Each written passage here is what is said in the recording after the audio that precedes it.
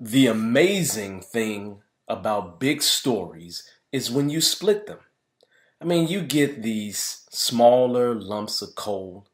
Most teams want to squeeze that coal to get diamonds of achievable functionality. Yes, I know coal cannot be crushed into diamonds. Sorry, Superman. But like any superhero, we want to get the most value from the actions we take. Splitting stories help everyone feel a sense of accomplishment, and it provides us with feedback sooner, which points us in the right direction.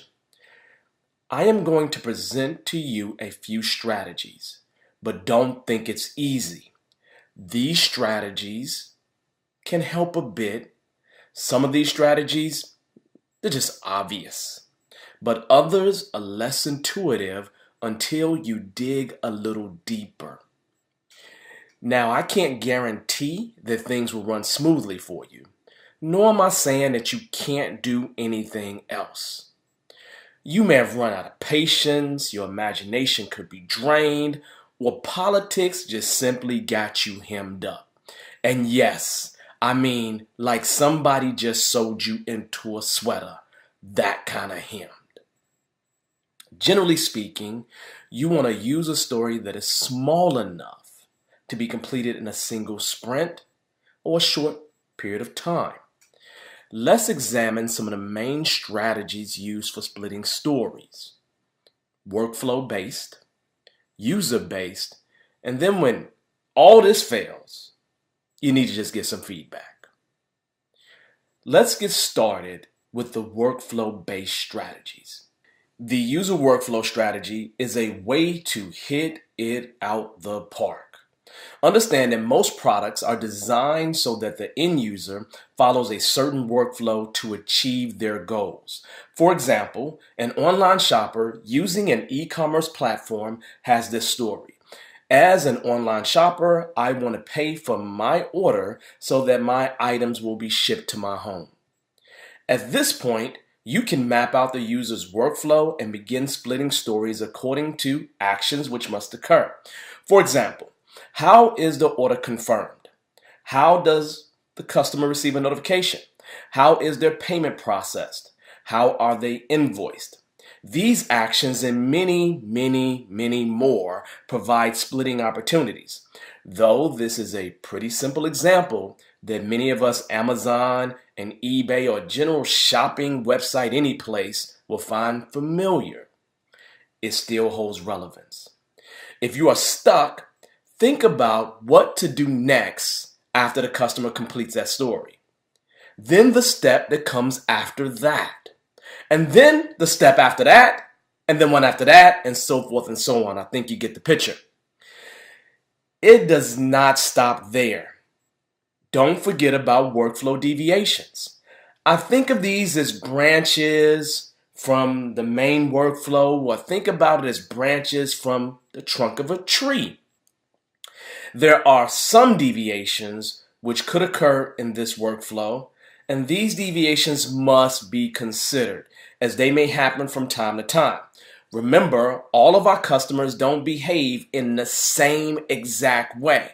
So for example, the user might decide to ship to a different address, or right in the middle of the transaction, they may decide to register an account right before they complete their purchase. Whatever the deviation may be, remember not to worry too much about it. It may not be high priority. You may have to figure out what to prioritize it in the backlog at some point, but it could be high priority, which means you want to at least address them and figure out how you're going to attack them, or maybe even not attack them at all. A whole new ballgame is provided when you use the happy path scenario strategy. This little delightfully named splitting strategy promotes simplicity in user functions. Most end users do not want to use an overly convoluted strategy. They want something basic which gets them to their end goals with no hassle as fast as possible. This simple process is called the happy path. Let's take a look add a different user story in order to demonstrate this. As a genealogist, I want to find my ancestors by name, so I don't have to browse digital records manually. This can be a complicated story, as browsing names is often not a simple process. This is because many names, especially throughout history, have a variety of spellings depending on who is taking the information down and considering basic literacy rates at the time. This means that your happy path may not be as clear as you want it to be. In that case, take a step back, split out the happy path, and then, after this, split out all of the exceptions, well, as many as you can, and errors which may occur. Remember Pareto's law. Use the 80-20 rule to guide you in your splitting, as some exceptions you may not even want to deal with, while others may go to the very top of your product backlog. The third strategy up to bat is the old school strategy of operations. It takes me back to my days as a naive programmer thinking Dungeons and Dragons. But like a D&D character, operations is simply a splitting strategy which is focused at the story level of the process. If your story has multiple actions attached to it, it may need multiple rolls of the die, or splits along traditional guidelines, like CRUD, create, read, update, or delete. This allows you to empower the end user to complete their work with ease. For example, a photograph retoucher using an online photo editing tool could create and save new photos, edit or update photos, delete photos, or share photos in one of many ways. The tool they are using needs to have all of these features available to them. Otherwise, the retoucher is wasting their time by editing a photo that they can't save or share in the first place. Taking these kind of features into account can be a great way to split up your stories and get into the head of your end user. Last but not least, the compliance and business rule strategy is like a chameleon that plays hardball. They can simply hide in plain sight as a workflow-based strategy or as a user-based strategy. The end user may benefit from it or be limited by it. Every business has internal policy compliance, industry standards, and business rules. Each story must weave a path through the practices and procedures of the organization. Make sure you don't forget about compliance and business rules. And you may need a little bit of help from subject matter experts or other people to help you get these things right. Although workflow-based strategies are amazing, let's take a look at our other major group, user-based strategies. Right off the bat, let's begin with the most surprising of the bunch, user roles. There's probably going to be different roles, especially if the product is designed for business use. For example, you may have admins, managers, and employees, all of whom need different levels of access to the product. In this scenario, you might split user stories to allow admins to add and edit employee profiles in the systems. On the other hand, managers may process holiday requests, shifts of actual work hours. These things are applicable for that particular product. But just remember that business products aren't the only products with varying user roles. Think about a membership website. For example, free members may have access to limited features while premium members get just a few more. Splitting your stories according to user roles can be a great way to ensure that all end users are understood and satisfied. Make sure you think about who else the split is serving as well, because who else the splitting is serving is a good way to think about other people it applied to. Right out of left field comes the next strategy, segmentation. Placing your end users into different segmented groups is a great way to split your user stories. Although it may feel a little arbitrary to divide up your end users, different groups have different needs. The most common categories for segmentation are demographics, location, lifestyle, and behavioral tendencies. Segmentations can be a great way to generate ideas, but you may need to work with a subject matter expert so that you understand your different customers carefully and accurately. Applying your product to different user segments can cause you to frame things differently and split your stories to make any appropriate adjustments. For example, how an 18-year-old college student uses a product is very different than how a 65-year-old retiree may use a product. So these are things to consider as you segment. Our next strategy, personas, always throws a curveball for me.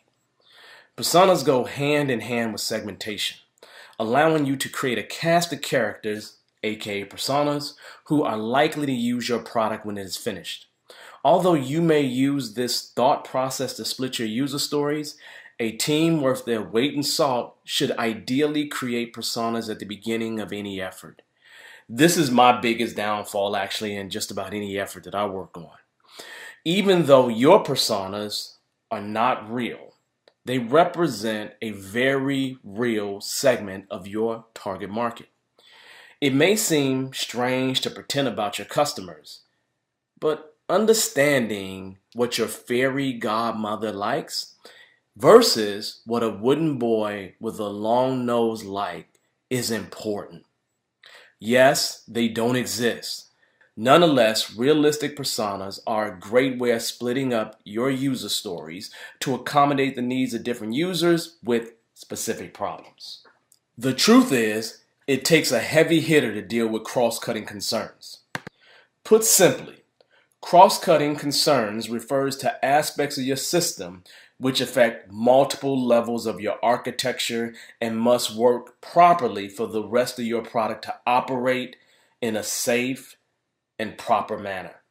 For example, security, performance, logging, transaction management, error handling, and user safety could be considered cross-cutting concerns. Because cross-cutting concerns are so important, some engineers may even give them a story of their own, or may split their existing stories according to applicable cross-cutting concerns. At the end of the day, your system needs to be able to handle errors and security concerns, so it's best to ensure that multiple stories can back this up and be tested accordingly. Let's round the bases with a few honorable mentions real quick. You can split by technology. Think about desktop, Mac, or PC, very different operating systems. Smartphones, iOS versus Android, and so forth and so on.